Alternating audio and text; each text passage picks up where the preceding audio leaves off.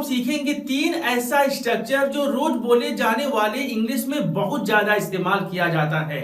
और हमारा पहला स्ट्रक्चर है, आप कहेंगे देयर हैज टू बी, उसके बाद आप बोलेंगे एक नाउन। और इस टॉपिक से बोले जाने वाले सेंटेंसेस का मीनिंग होता है किसी चीज के लिए किसी चीज का होना जरूरी है या अनिवार्य है। जैसे अगर आपको कहना हो अंग्रेजी बोलने के लिए प्रैक्टिस का करना जरूरी है, या जीने के लिए पैसा का होना जरूरी है, वहाँ जाने के लिए बाइक का होना जरूरी है, या पढ़ाई करने के लिए बिजली का होना जरूरी है। तो इस तरह के सेंटेंसेस जहाँ आप कहते हैं किसी चीज के लिए किसी चीज का होना जरूरी है, वहां पर आप इस स्ट्रक्चर का इस्तेमाल करके अपने सेंटेंसेस को बोलेंगे। कैसे बोलेंगे, आइए कुछ एग्जांपल्स देखें ताकि आपको कोई कंफ्यूजन न रहे। अगर आपको कहना हो जीने के लिए पैसे का होना जरूरी है, तो इस सेंटेंस के लिए आप कहेंगे there has to be money to leave. इस सेंटेंस में सबसे पहले मैंने बोला देयर हैज टू बी, फिर मैंने बोला एक नाउन जो है मनी, उसके बाद मैंने बोला एक इन्फिनिटिव जो है टू लीव। अगर आपको कहना हो पढ़ाई करने के लिए बिजली का होना जरूरी है, तो इस सेंटेंस के लिए आप कहेंगे there has to be electricity to study, यानी स्टडी करने के लिए बिजली का होना जरूरी है, वहाँ जाने के लिए एक बाइक का होना जरूरी है।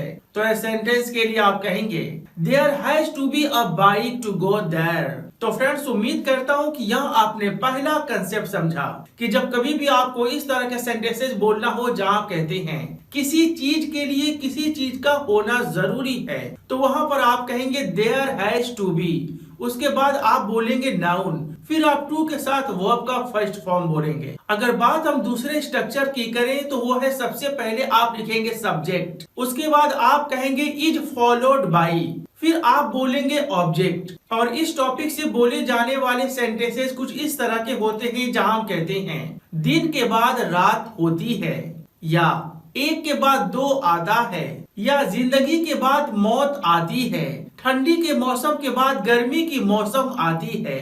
तो इस तरह के सेंटेंसेस को आप इसी स्ट्रक्चर से बोलेंगे।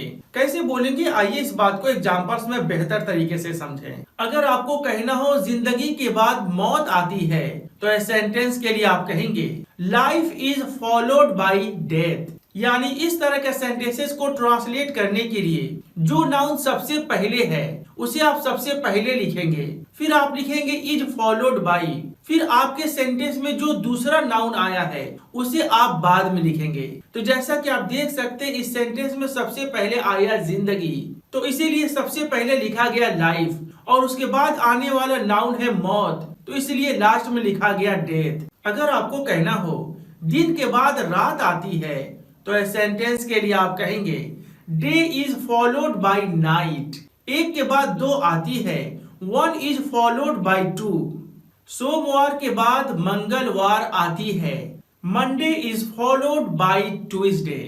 तो फ्रेंड्स, उम्मीद करता हूं कि आपने बड़े शानदार तरीके से इस बात को सीखा कि जब आपको कहना हो किसी एक नाउन के बाद दूसरी नाउन आती है, तो वहां पर सबसे पहले आप बोलेंगे पहला नाउन, उसके बाद आप कहेंगे इज फॉलोड बाई, उसके बाद आप बोलेंगे वो दूसरा नाउन, जैसा कि मैंने यहाँ करके दिखाया।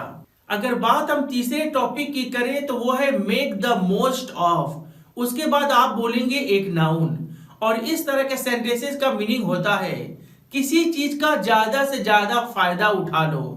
जैसे मान लीजिए आपको कहना हो इस ऑफर का फायदा उठा लो, या इस ऑफर का लाभ उठा लो, तो इस सेंटेंस के लिए आप कहेंगे make the most of this offer. ठंडी के मौसम का ज्यादा से ज्यादा फायदा उठा लो या ज्यादा से ज्यादा लाभ उठा लो, तो इस सेंटेंस के लिए आप कहेंगे make the most of winter season. अगर आपको कहना हो उसकी मौजूदगी का ज्यादा से ज्यादा फायदा उठा लो, तो इस सेंटेंस के लिए आप कहेंगे make the most of his presence. अगर आपको कहना हो अपनी तजुर्बा का ज्यादा से ज्यादा फायदा उठा लो, तो इस सेंटेंस के लिए आप कहेंगे make the most of your experience. तो फ्रेंड्स, उम्मीद करता हूं कि यहाँ आपने बड़े शानदार तरीके से सीखा कि जब कभी भी आपको कहना हो किसी चीज का ज्यादा से ज्यादा फायदा उठा लो, तो वहां पर आप कहेंगे मेक द मोस्ट ऑफ, उसके बाद आप बोलेंगे वह नाउन जो आप कह रहे हैं।